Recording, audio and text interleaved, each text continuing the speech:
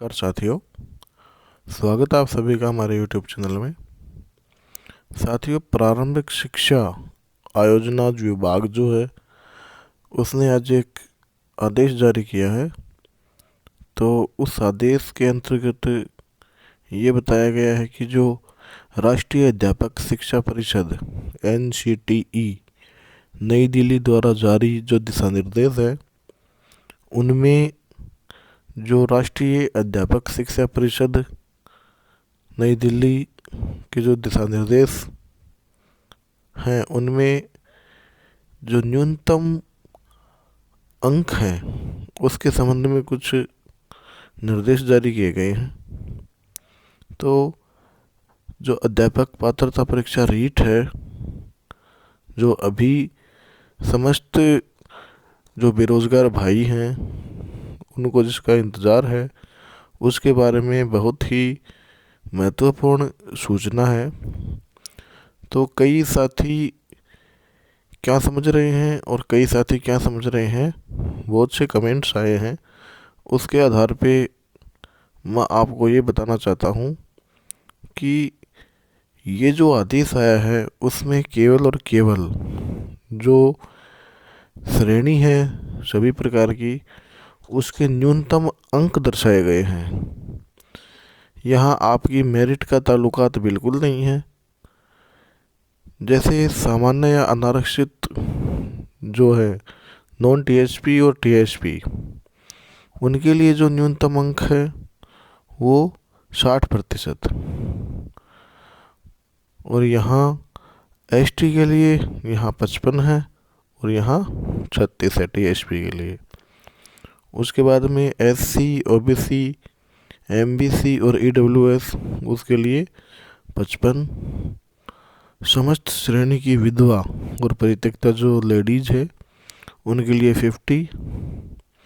दिव्यांग या निःशक्त जन है उनके लिए 40 है, और शहरी जनजाति के जो व्यक्ति हैं उनके लिए 36 है।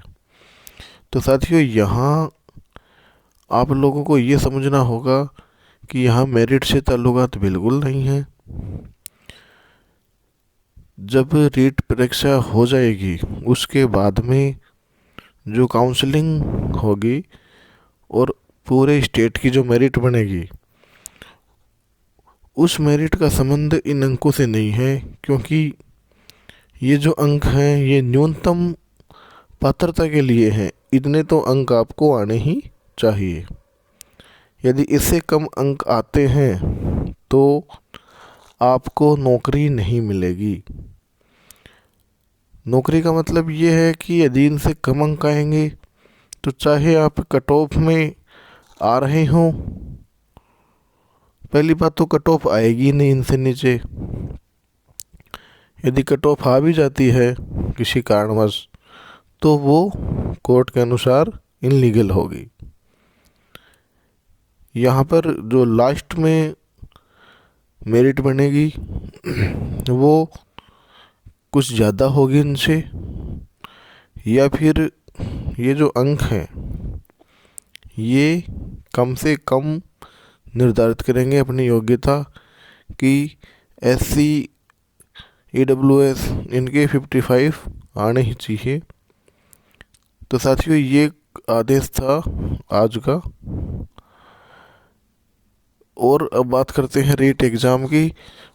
तो रीट एग्ज़ाम है वो लगभग अब होने के आसार दिख रहे हैं।